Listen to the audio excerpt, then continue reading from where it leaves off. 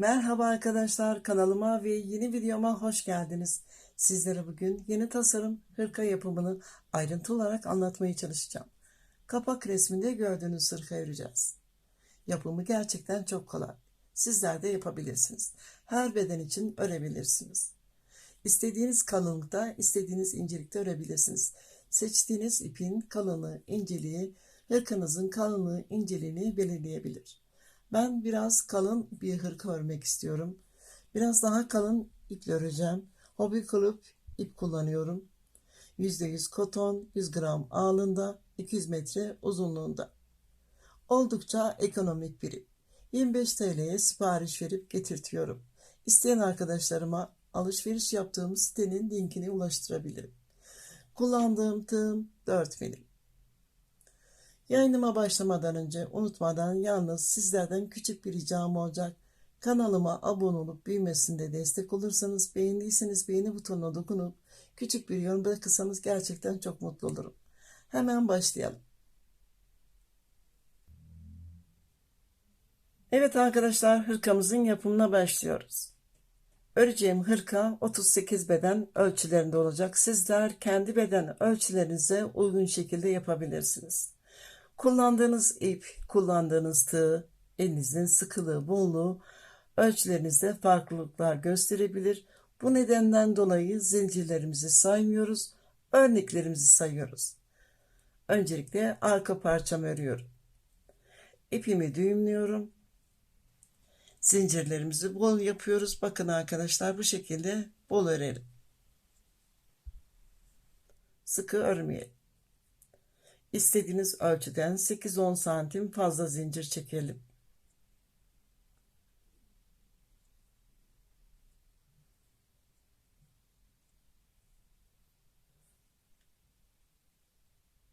Evet arkadaşlar, zincirimi çektim. Ölçüyorum. Fazla zincirimi çektim. 70 santim uzunlukta.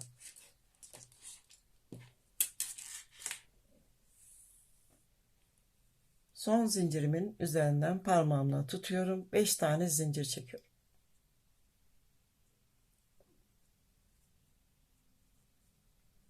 Beş tane zincirimi çektim. Tığıma 2 defa ipimi doladım. Parmağımla tuttuğum zincir. Tek kanadı benden tarafı, bakın. 2 kanadı tığımın üzerinde. Buradan ilmeğimi alıyorum. Üçlü trabzan yapıyorum. Sıkı örmüyorum. Üçlü trabzanımı yaptım. Bir tane zincir çekiyorum. Tığıma 2 defa ipimi doladım. Aynı noktadan ilmeğimi alıyorum. Üçlü trabzan yapıyorum. Bir tane V ördüm. Zincir çekmiyorum. Tığıma 2 defa ipimi doladım. 2 tane zincir atlıyorum. Bakın. 1, 2. Üçüncü zincir. Tek kanadı bu şekilde. Benden tarafı 2 kanadı üzerinde. Buradan örerseniz örgünüzde uzama olur. Örgünüz güzel durmaz arkadaşlar. Buradan örüyorum. İlmeğimi aldım. Üçlü trabzan yapıyorum. Bakın, sıkı örmüyorum. Hafif bol ördüm. Bir tane zincir, 2 doluyorum. Aynı noktaya üçlü trabzanımı yapıyorum. İkinci V'mi yaptım. Bakın bu şekilde.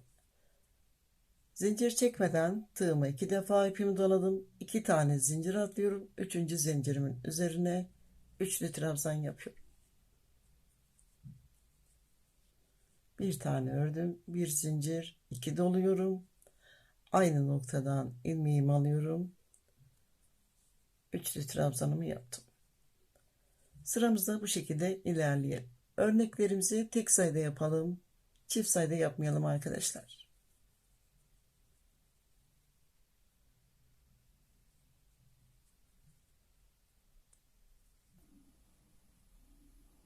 Evet arkadaşlar, zincirimin üzerine 29 tane örnek yaptım. Tek sayıda örnek yaptım. Öncelikle şunu belirteyim. Zincirinizi bol yapın. Üzerine örneğinizi yaptığınız zaman örgünüzde kasma olmasın. Bakın bu şekilde düz olsun. Örgünüz muntazam olsun. Neden tek sayıda yaptım? 29 tane örnek yaptım. Ön parçamızı yaptığımız zaman ortada bir tane örnek bırakıyorum. Ön parçamızın bir tarafını 14 tane örnek olarak kuracağım. Diğer tarafında yine 14 tane kuracağım. Ortada bir tane kalacak. Daha büyük bedenlerde örmek istiyorsanız 31 tane örnek yapın. 15 tane bu tarafta, 15 tane bu tarafta yapabilirsiniz. Ortada bir tane örnek yapabilirsiniz. Daha küçük bedenlerde örmek istiyorsanız 27 tane örnek yapın. 13 tane örnek ön parçanızın bir tarafını, 13 tane örnek bir tarafını yapabilirsiniz. Sıramın sonuna geldim. 29 tane örnek yaptım. Son bir tane üçlü trabzan örüyoruz. Zincir çekmiyorum. Tığıma 2 defa ipimi doluyorum. Bir zincir atlıyorum. Bir sonraki zincirimin üzerine bir tane üçlü trabzan yapıyorum.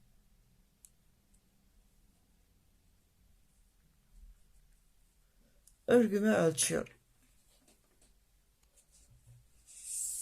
Bakın arkadaşlar. 60 santim uzunlukta. Örgünüzün üzerine ördüğünüz zaman 3 veya 4 santim küçülme olacaktır. Bu şekilde örgünüze başlayabilirsiniz. Birinci sıramı tamamladım. Fazla olan zincirinizi 3 zincir ilerisinden kesip fazla olan zincirinizi kesebilirsiniz. 3 tane zincir çekiyorum. İkinci sırama geçiyorum. İkinci sıramızda ikili trabzan örüyoruz. İpimi aldım. İlk trabzanımın tepe boşluğuna bir tane ikili trabzan yapıyorum. Sıkı örmüyorum. Sıradaki trabzanımın tepe boşluğuna ikili trabzan yapıyorum.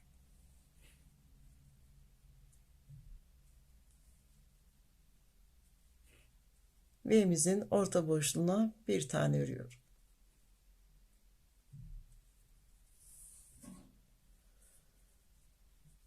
Bakın arkadaşlar, 2 tane trabzanımızın tepe boşluğu var. Birer tane örüyorum.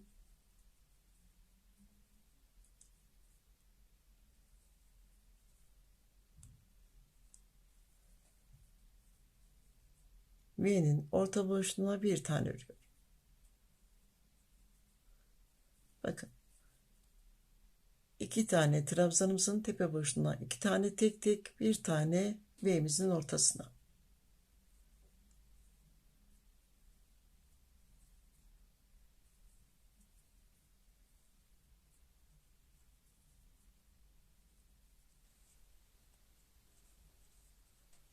Bu şekilde örgümüze devam edelim.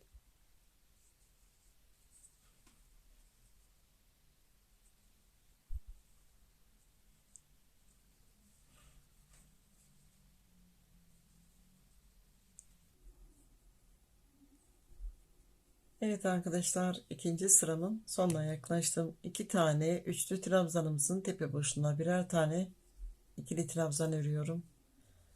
Ve ortadaki boşluğa bir tane örüyorum. Son bir tane üçlü trabzanım kaldı. Tepe boşluğuna bir tane örüyorum. Ve son olarak zincirimin üzerine örüyorum. Bakın. Buradaki noktaya ikili trabzanımı ördüm. İkinci sıramı tamamladım. Üçüncü sıramıza geçiyoruz. Üçüncü sıramızda yine V şeklinde örüyoruz. 5 tane zincir çekiyorum. Zincirlerimizi fazla bol yapmayalım.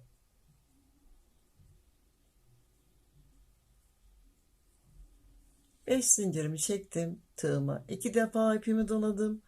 2 tane trabzan tepe boşluğa atlıyorum. Bakın 1 2. Üçüncü trabzanımız, bakın. Ortadaki V'mizin boşluğuna ördüğümüz trabzanımızın tepe boşluğu. Buradaki noktaya üçlü trabzan yapıyorum. Bir tane ördüm. Bakın bu şekilde arkadaşlar. Bir zincir, 2 doluyorum.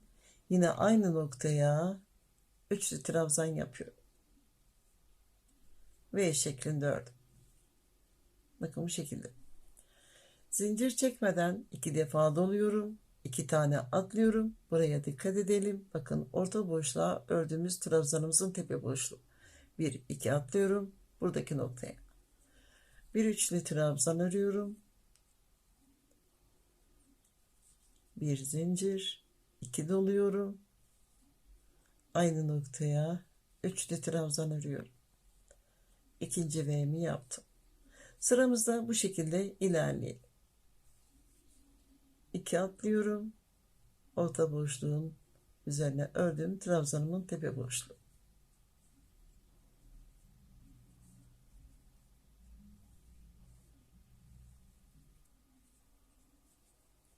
Evet arkadaşlar, bakın özellikle buradaki noktaya dikkat edelim. V'lerimizin ortasına ördüğümüz trabzanımızın tepe boşluğunu arıyoruz. Buradaki noktaya son V'mi örüyorum.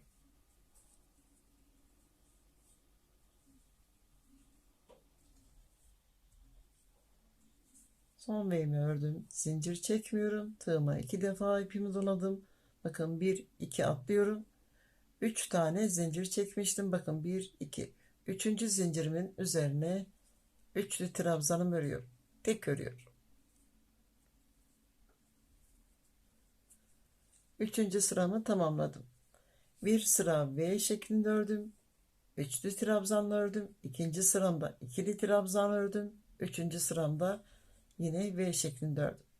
Dördüncü sıramıza geçiyoruz. 3 tane zincir çekiyorum. Dönüyorum. Alttaki sırada ördüğümüz gibi bakın 1 2 2 tane tek tek ikili trabzan örüyorum.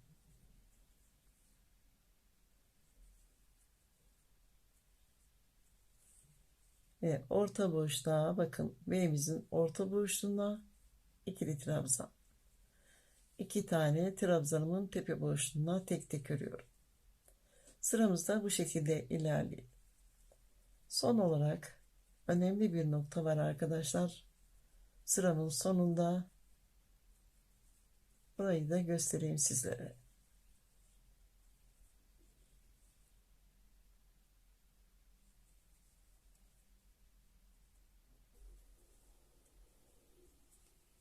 Evet arkadaşlar, sıramın sonuna yaklaştım.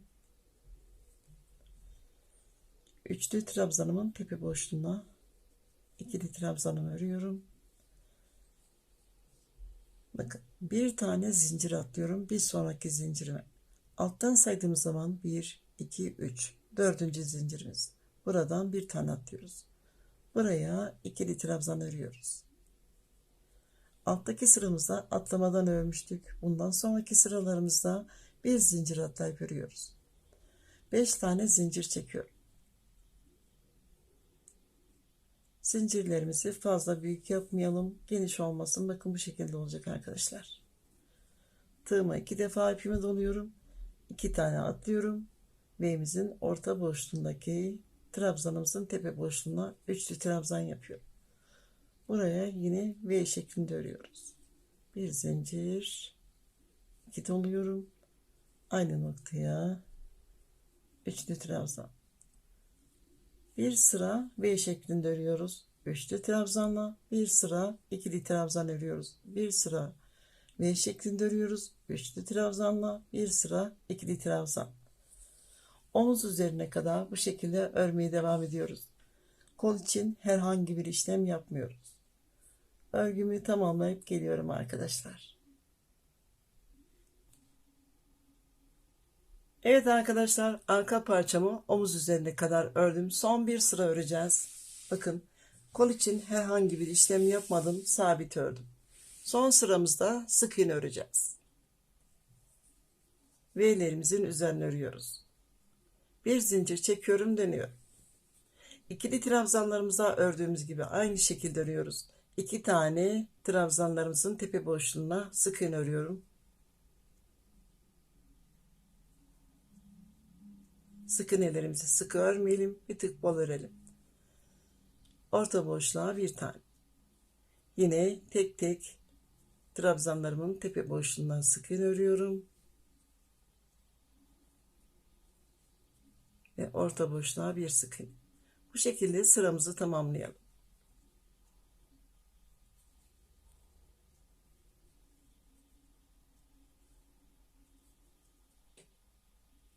Sıramın sonuna geldim. Bakın arkadaşlar, 1 2 3 dördüncü zincirimin üzerine son sık iğnemi ördüm.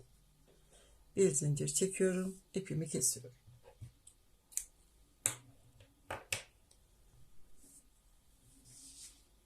Arka parçamızın yapımı bitti. Sık iğne sıramla birlikte 38 sıra ördüm.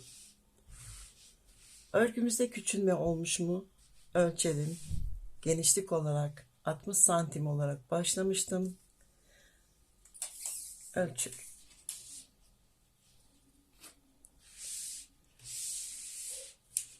57 santim. 3 santim kısam olmuş. Yüksekliğini ölçüyorum.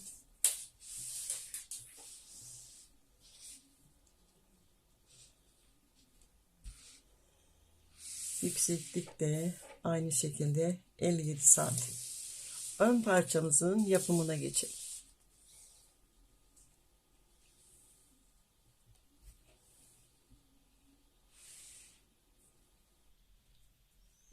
Evet arkadaşlar, hırkamızın ön parçalarını yapıyoruz. Öncelikle sol ön parçayı yapıyoruz.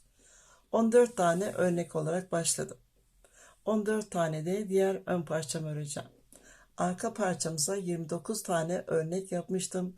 Bir tane örnek fazlalığı var. Ortada boşluk oluşacak. O boşluğu da kenar tığlamalarıyla telafi etmiş olacağız. Bakın, örneğimiz farklı yönleri arkadaşlar. Bakın, ters yön olarak kullanacağım. Düz yön olarak da bu tarafı kullanacağım. Yaka açılımına kadar ördüm. 22 sıra ördüm. 23. sıramızda eksiltme yapıyoruz. Sağ ön parçamızda da farklı eksiltme yapacağız arkadaşlar. Öncelikle sol parçamızı yapalım. Eksiltme yapacak olduğumuz için 5 tane değil 4 tane zincir çekiyorum. 4 tane zincirimi çektim, dönüyorum. 2 defa doluyorum. 2 tane atlıyorum. Bakın buradaki noktaya. Bir tane üçlü trabzan yapıyorum. Tek bir tane yapıyoruz, eksiltme yapıyoruz. 2 doluyorum. Sıradaki örneğimin orta boşluğundaki trabzanın tepe boşluğuna ördüm. Trabzanımın tepe boşluğuna bir tane üçlü trabzan yapıyorum. Bir zincir, 2 doluyorum. Aynı noktaya ikinci üçlü trabzanımı yapıyorum. Bakın arkadaşlar, burada bir tane eksiltme yaptım. Sıramızda bu şekilde yine alttaki sıralarda ördüğümüz gibi örüyoruz, dönüyoruz. Yine ikili trabzanlarımızı üzerine örüyoruz. 23. sıramızı ve 24. sıramızı tamamlayalım.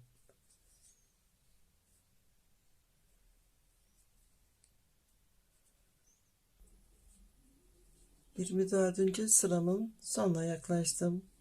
24. sıramda ikili trabzan ördüm. Bakın arkadaşlar, 2 tane tek tek örüyorum.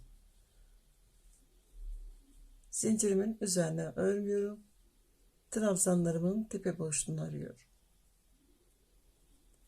Bir tane eksiltme yapmıştım. Bakın, altta örneğimiz var. Buraya tek örmüştüm. 4 tane zincir çekiyorum. 25. sırama geçiyorum. Bir tane daha örnek eksilteceğiz. 2 defa doluyorum.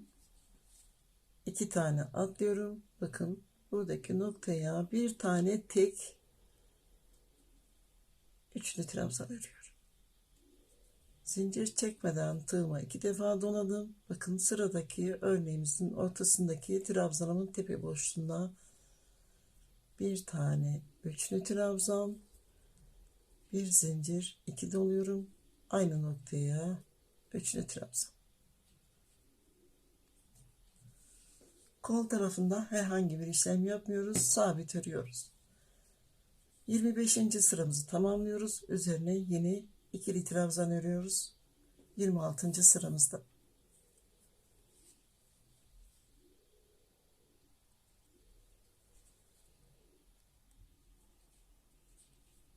26. sıramın sonuna yaklaştım. İkili trabzan ördüm.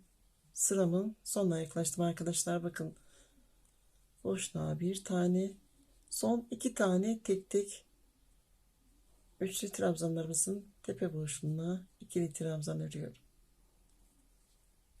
Zincir üzerine örmüyorum. 2 tane eksiltme yaptım. Bakın. Eğim verdim. Buradaki örneğimiz bakın tek olarak ördüm ve buradaki örneğimizin üzerine tek olarak ördüm. 2 tane örnek eksiltme yaptım. Bakın arkadaşlar burada. Bedeniniz kalıbı genişse 3 tane eksiltme yapın. 38 beden ördüğüm için 2 tane eksiltme yeterli oldu. 5 tane zincir çekiyorum. Eksiltme yapmadığım için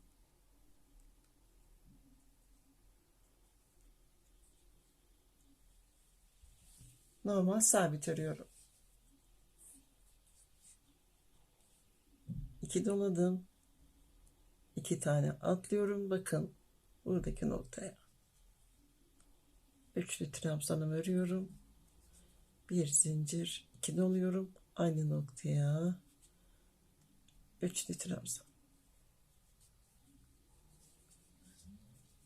2 tane eksiltme yaptım. Bakın bu şekilde arkadaşlar eğim verdim. Arka parçanızda kaç sıra ördüyseniz sabit olarak örün. Son sıranızda bir sıra sık iğne örün.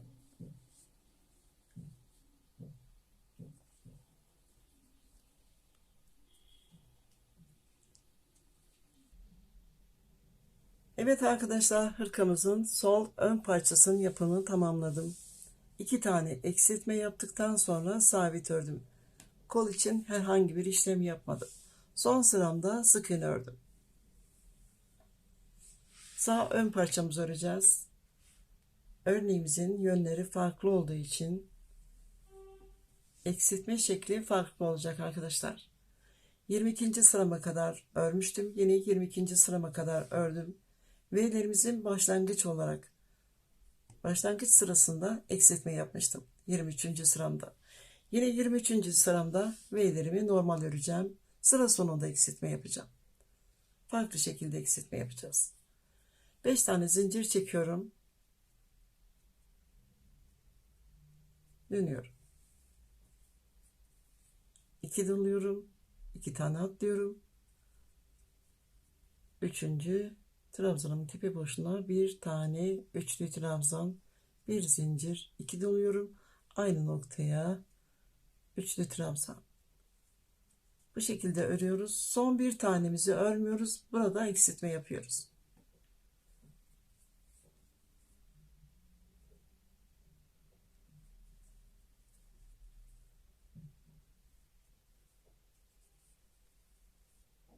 Evet arkadaşlar, 14 tane örneğim vardı. 13.'yü örüyorum. Sıramın sonuna yaklaştım. 23. sıramdayım. Bakın 13 tane yaptım. Son bir tane ilmeğim kaldı. Tığıma 2 defa ipimi doladım. Bakın buradaki noktaya 2 tane atladım. İlmeğimi aldım. 1, 2. 2 defa ördüm. Tığımda 2 ilmeğimi bekletiyorum. Tığıma 2 defa ipimi doladım. Bir tane atlıyorum. Bir sonraki ikili trabzanımın tepe boşluğundan ilmeğimi alıyorum. 1, 2. 2 defa ördüm. Üçüncü de 3 ilmeğimi tek seferde boşalttım. 23. sıramı tamamladım. Eksiltme yaptım. Bakın burada tek üçlü trabzan ördüm. 3 tane zincir çekiyorum, dönüyorum. Sıramızda ikili trabzan örüyoruz. Bir buraya, bir buraya örüyorum.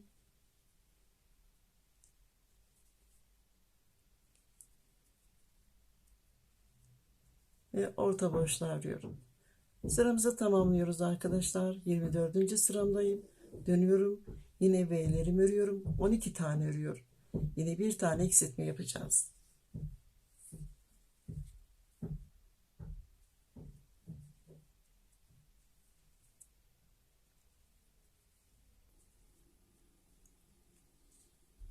...25. sıramın sonundayım. Son örneğimi yapıyorum. 12. örneğimi yapıyorum. Son bir tane kaldı. Bakın yine eksiltme yapıyorum arkadaşlar. 2 defa doladım. Bakın son örneğimizin orta boşluğu. 2 tane atladım. Buradaki noktaya 1, 2. 2 defa örüyorum.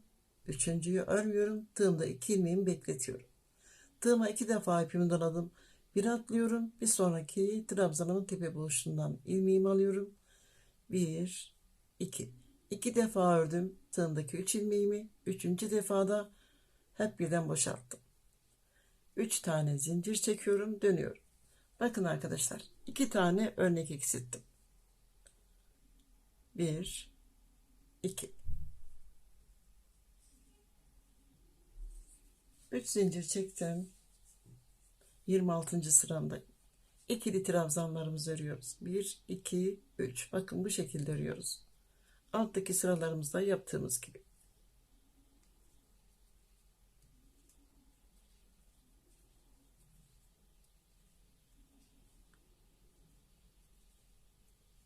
Yirmi altıncı sıramızda ikili trabzan örüyoruz. Dönüyoruz. Yine 27. sıramızda V'lerimizi örüyoruz. Sıramızın sonuna kadar, 27. sıramızın sonuna kadar örmeye devam edelim.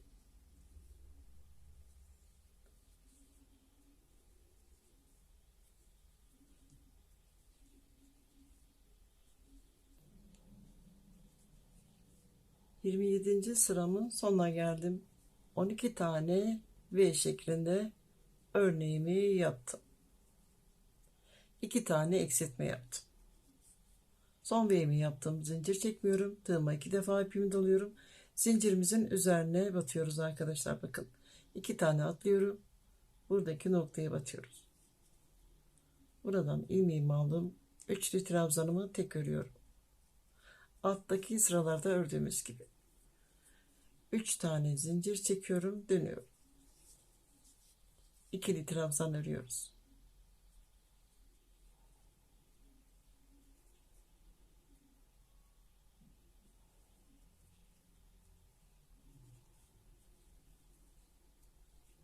Bundan sonraki sıralarımızda sabit örüyoruz. 27. sırama kadar örüyorum.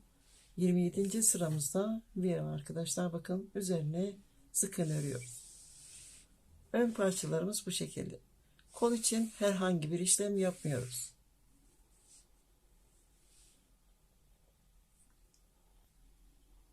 Evet arkadaşlar, hırkamın arka ve ön parçalarının yapımını tamamladım.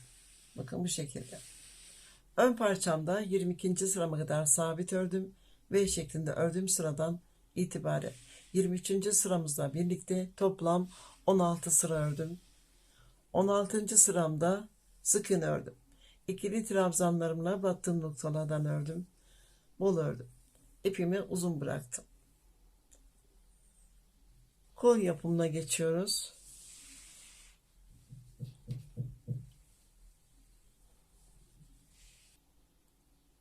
Evet arkadaşlar, kolumuzu yapıyoruz. 15 tane örnek olarak başladım. Artırma yapacağım noktaya kadar ördüm. 5. sıramı kadar ördüm. Kol ucundan başlıyoruz. Genişliğini ölçüyorum. 32 santim. 5. sıramın sonunda artırma yapıyorum. Bakın, normalde buradaki noktaya bir tane üçlü trabzan örüyorduk. Ama bir tane atlıyorum. Burada artırma yapıyorum. 2 doladım. Bakın, buradaki noktaya arkadaşlar batıyorum. Üçlü trabzan örüyorum. Bir zincir, 2 doluyorum. Aynı noktaya üçlü trabzan örüyorum. 15 tane örnekle başlamıştım. Kol ucunda 16 tane oldu. 2 doluyorum. Bakın, ikinci zincirime batıyorum. Buradaki noktaya battım. Bir tane tek üçlü trabzan örüyorum. 3 tane zincir çekiyorum, dönüyorum. İkili trabzan örüyorum. Bakın arkadaşlar, aynı şekilde örüyoruz. 2 tane trabzanlarımın tepe boşluğuna, bir tane boşluğa. Artırma yaptığım sırayla birlikte ikili trabzanlarımızı da sayıyoruz arkadaşlar. Toplam 6 sıra örüyoruz. 6 sıramı tamamlıyorum.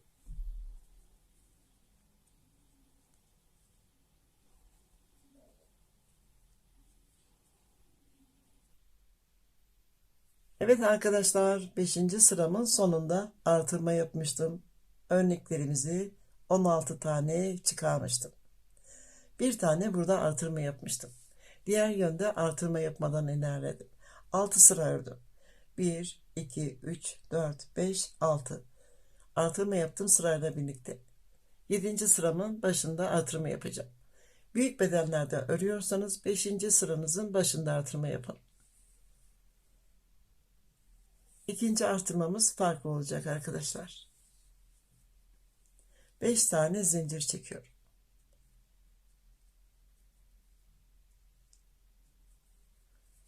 2 doluyorum. Yine V örüyoruz. Hemen dibindeki noktaya. Bakın buraya üçlü trabzan yapıyorum. Zincir çekmiyorum. Tığıma 2 defa doladım. Bakın örneğimizin orta boşluğundaki ördüğümüz trabzanımızın tepe boşluğuna üçlü trabzan yapıyorum. Bir zincir, 2 doluyorum. Aynı noktaya üçlü trabzan yapıyorum. Bakın arkadaşlar bu şekilde. Sıramızda ilerliyoruz ve dönüyoruz. Üzerine ikili trabzan örüyoruz.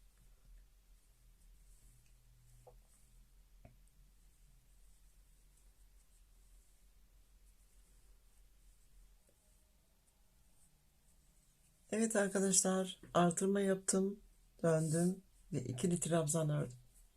Bakın ikili trabzanımın sonundayım. Boşluğa bir tane ikili trabzan örüyorum. Bir tane de zincirimin üzerine örüyorum.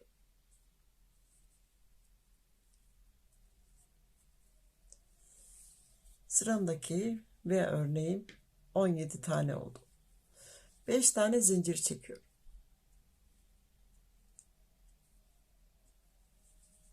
Dönüyorum. 2 doluyorum. Bir tane atlıyorum. Bakın. Bir tane atlıyorum. B'min ortasındaki trabzanımın tepe boşluğuna üçlü trabzanımı yapıyorum. Bir zincir, 2 doluyorum. Aynı noktaya üçlü trabzanımı yapıyorum. Ve sıradaki V'mizin ortasına 2 tane atlıyorum. Buradaki noktaya yine V yapıyorum.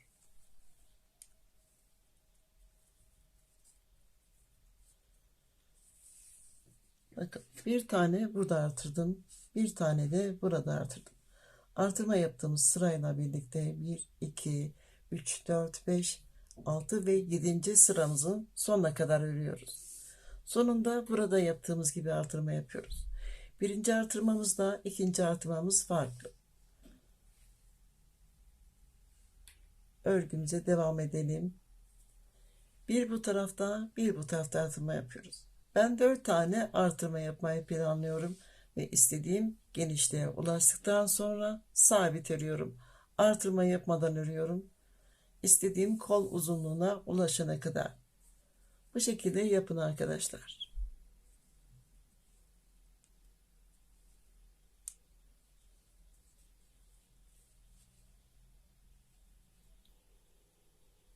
Evet arkadaşlar, hırkamın kolunun sonuna yaklaştım. 33 sıra ördüm. 34. sıramı öreceğim. Öncelikle artırma yaptığım noktaları göstereyim. Bakın bir tane burada, bir tane burada, bir tane burada ve bir tane burada artırma yaptım. 4 tane artırma yaptım. Kolumuzun üst yönü. 33 sıra ördüm. 4 tane artırma yeterli oldu. Daha büyük bedenlerde artırmalarınızı daha fazla yapın. Daha sık olarak yapın. Son sıramızı öreceğiz. Son sıramda sık iğne örüyorum. Bir tane zincir çekiyorum, dönüyorum. İkili trabzanlarımızla ördüğümüz aynı noktaları örüyoruz. Bakın bir tane buraya, bir tane buraya, bir tane boşluğa. Sık iğnelerimizi bol örelim. Örgümüzde küçülme olmasın. Bakın bu şekilde. 2 tane tek tek trabzan tepe boşluğunu örüyorum. Bir tane büyük boşluğa. V'lerimizin orta boşluğuna.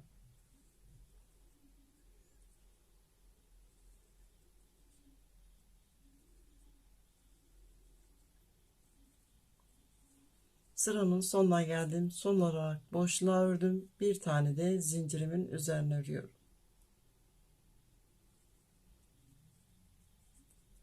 Bir zincir çekip ipimi uzun bırakıyorum. Dikişte kullanacağım.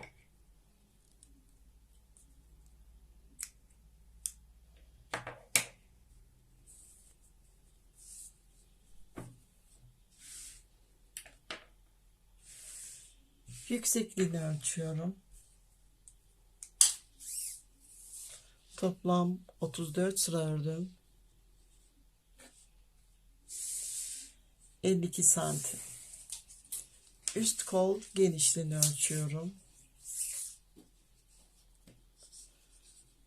40 santim. Bakın arkadaşlar, 2 tane örnek bu taraftan artırdım, 2 tane de bu taraftan. Tümünü tek yandan artırmayın. Kolunuzda dönme olabilir. Bir bu taraftan, bir bu taraftan artırma yapın. Bu şekilde. İkinci kolumu da örüp geliyorum. Dikişlerimizi yapalım.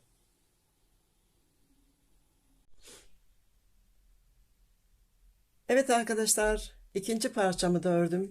Eşit sayıda, eşit sırada artırmalarımı aynı şekilde ördüm. Tüm parçalarımın üzerinden hafif bir ütü yaptım. Sizler farklı iplerle ördüyseniz ütü yapmayın. Her ip ütüye uygun değildir. Dikişlerimizi yapalım.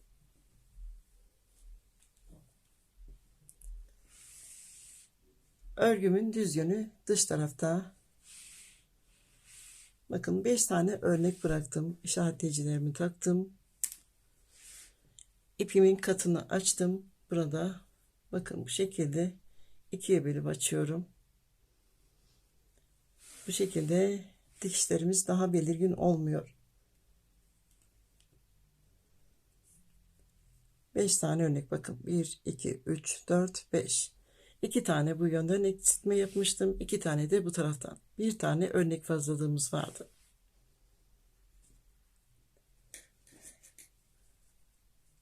Arka yönde yine düz yön arkadaşlar. Bakın.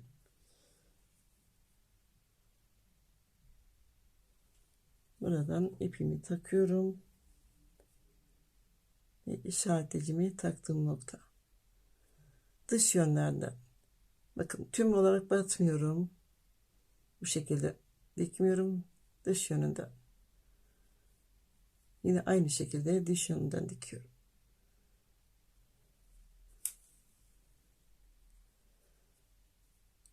Tüm ilmeklerimizin dış yönünden bakın arkadaşlar. İç yönden tüm olarak dikmiyorum. Bu şekilde. Öncelikle omuz üzerine dikiyoruz.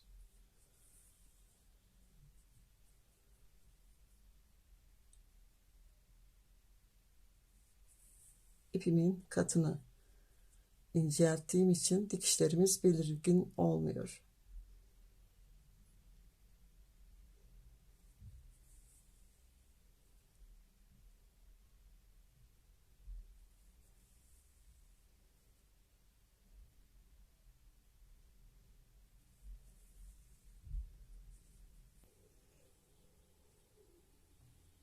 Evet arkadaşlar bakın omuz üzerine diktim. Buradaki ikili trabzanımız gibi oldu. Burası da sık iğneyle ördüğüm için birleşik gibi oldu. Diğer yönde diktim.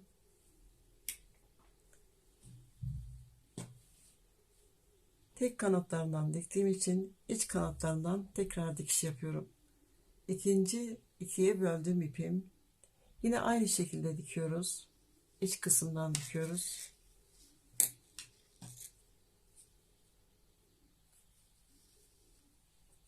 Böylece örgümüz daha düzgün oluyor arkadaşlar. Bakın iç kanatlarından dikiyorum.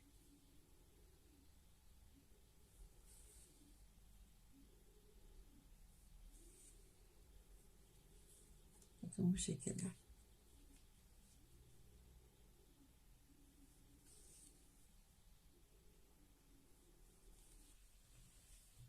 Evet arkadaşlar, omuz üzerinin dikişlerini her iki tarafında yaptım. Muntazam bir dikiş oldu bakın. Kollarımızı birleştireceğiz. Kol ucu burada. 15 tane örnekle başlamıştım. 4 tane artırma yaptım. 19 tane örnekle bitirdim. Tam ortadaki örneğimi buraya işaretledim. Dikiş yaparken kayma yapmamak için. Bakın,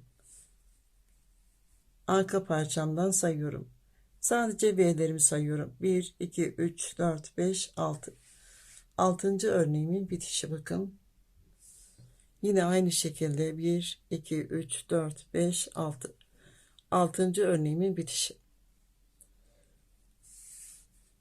İpimin katını yine açtım arkadaşlar. Dikişim muntazam olsun istiyorum.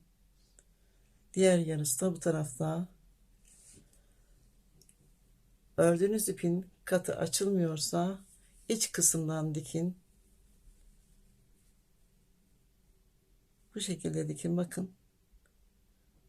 Birebir tepeciklerinden dikin.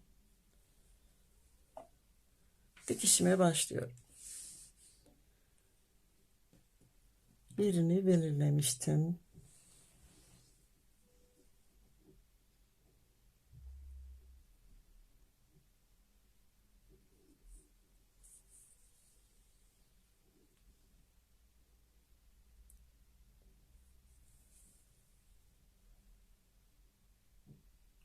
Buradan ilerliyoruz.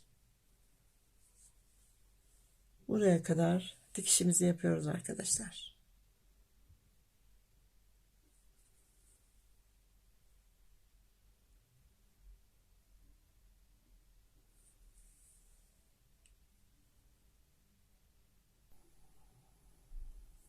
Evet arkadaşlar, kollarımı bedenle birleştirdim. Kolun üst bölümü. Kolumuzun uç kısmından birleşik olarak dikiyoruz. Yine ipimi ikiye böldüm. İnceltip dikiyorum. Kol ucundan başlıyorum.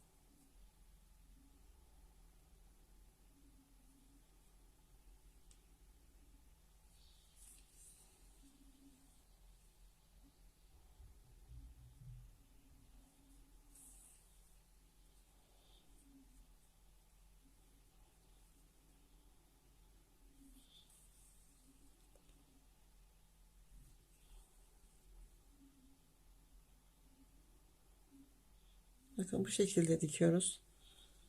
Sıramızı takip ediyoruz. Bakın, ikili trabzanlarımızı ikili trabzanla ve ellerimizi aynı hizada dikiyoruz.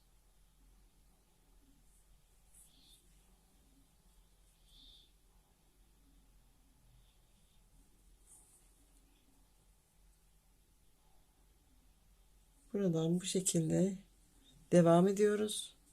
Kol altından bakın buraya kadar ilerliyorum.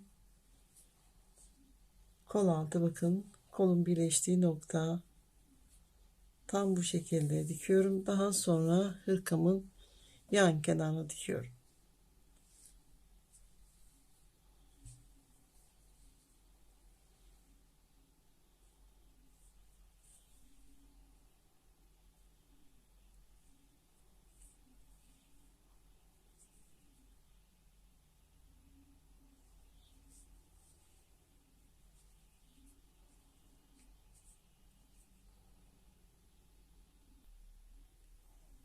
Evet arkadaşlar, hırkamın dikişlerinin tamamını yaptım.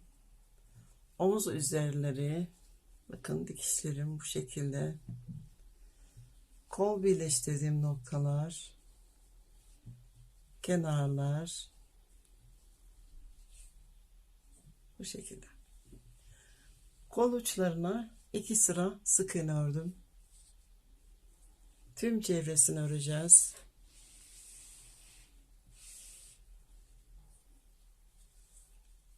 Hırkamın alt kısmından başlıyorum.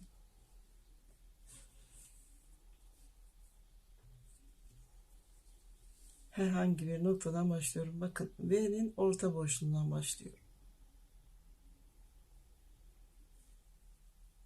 Buraya ipimi sabitledim. Bir tane zincir çektim. Zinciri içine alıp örüyoruz. Bakın, buradaki noktadan ilmeğimi aldım. 1 2 2 tane sık iğne ördüm. Yine V'nin orta boşluğundan ilmeğimi alıyorum. Bir sık iğne. Zincir boşluğuna geçtim. 2 tane sık iğne. V'nin orta boşluğundan ilmeğimi alıyorum. Bir sık iğne. Sıkı örmeyelim. Bu şekilde köşeye kadar ilerleyelim. Buradaki noktaya arkadaşlar.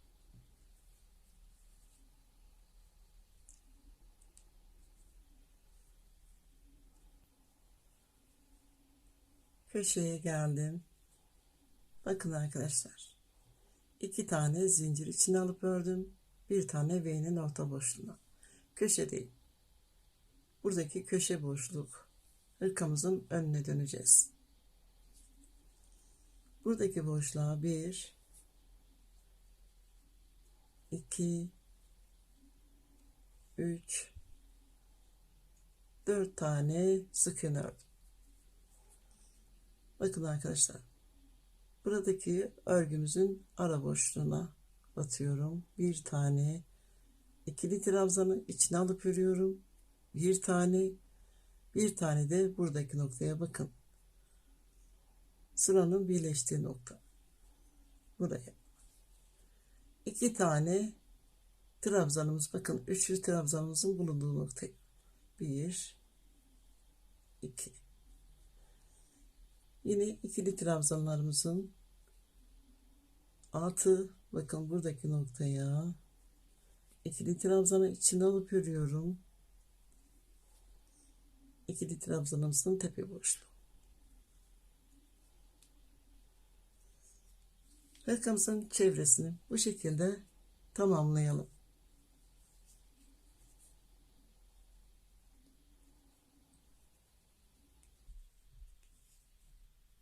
Bir sıra hırkamın tüm çevresini sık iğne olarak ördüm. Son olarak ipimi sabitlediğim noktaya geldim. İlk ördüğüm sık iğnemin tepe boşluğundan ilmeğimi aldım, kaydırma yaptım. Bir zincir. Bakın arkadaşlar. Bir sıra ördüm. İkinci sırama geçiyorum. İkinci sıramızda birebir örüyoruz. Tüm sık iğnelerimizin tepe boşluğuna birer tane sık iğne örüyoruz. Köşeye kadar ilerliyorum.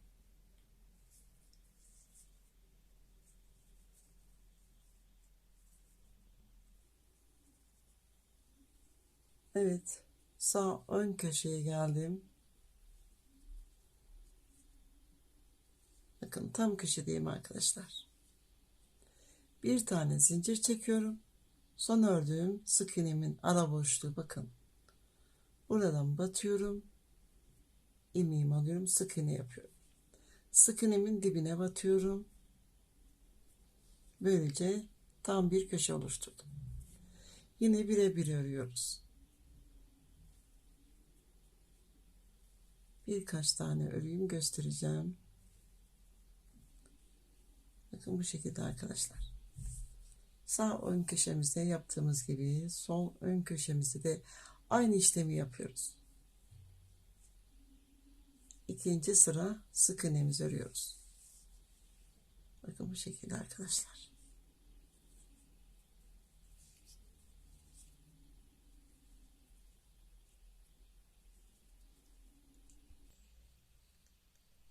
Evet arkadaşlar, hırkamın tüm çevresini 2 sıra sık iğne ördüm. Bakın köşelerde bu şekilde muntazam oldu. Ve daha sonra ütümü yaptım. Hırkamın ön kısmına bir tane burgu ip taktım. Diğerini de birlikte takalım. 1,5 metre uzunlukta ipimi ikiye katladım. Burgu haline getirdikten sonra daha sonra 4 kat haline getirdim. Ve uç kısımlarını düğümledim. Bakın nasıl taktığımı gösteriyorum. Buradaki noktaya takıyorum. Bakın arkadaşlar, örgülerimin arasından batıyorum. İnce tığ kullanıyorum. Bir tık daha ince tığ kullanıyorum. Buradan düğümsüz tarafta ipimi bu şekilde örgülerimin arasından çekiyorum.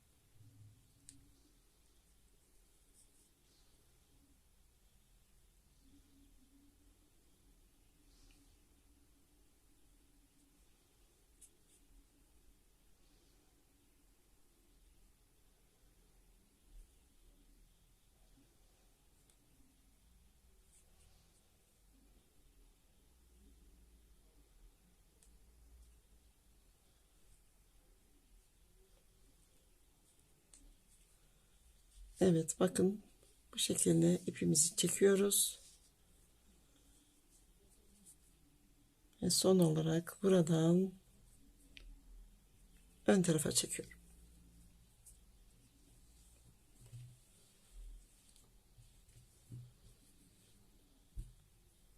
Bakın arkadaşlar. Ölçümü alıyorum. Tekrar ölçülerimi sizlere vereyim arkadaşlar. Sadece arka tarafı ölçüsünü alacağım. Daha net olsun.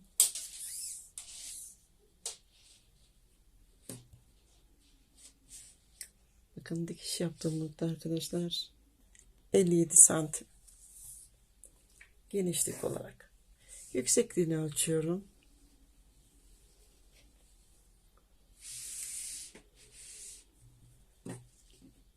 58 santim. 2 sıra sık iğne ördüğüm için biraz uzama olmuş. Omuz üzerine ölçüyorum. 24 santim. Kol genişliğini ölçüyorum.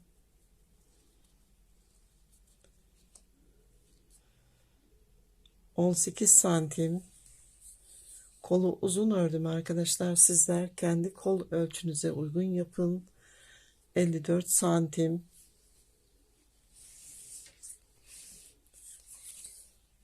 Unutmadan söyleyeyim. 8. ipimden kalan ipim. Tahmini olarak 730 gram civarında ip kullandım. Oldukça ekonomik bir ip. Yumuşacık, kullanışlı, yapımı da çok kolay bir hırka oldu. Bakın arkadaşlar.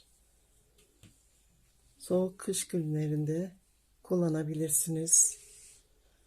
Ördüğüm beden ölçüsü 38 beden için uygun ölçülerde. Sizler de kendi beden ölçülerinize uygun yapabilirsiniz. Umarım beğenmişsinizdir. Beğendiyseniz beğeni butonuna dokunup küçük bir yorum bırakırsanız çok mutlu olurum. Abone olmayı unutmayın lütfen. Başka videolarımda görüşmek üzere. Hoşça kalın, sevgiyle kalın.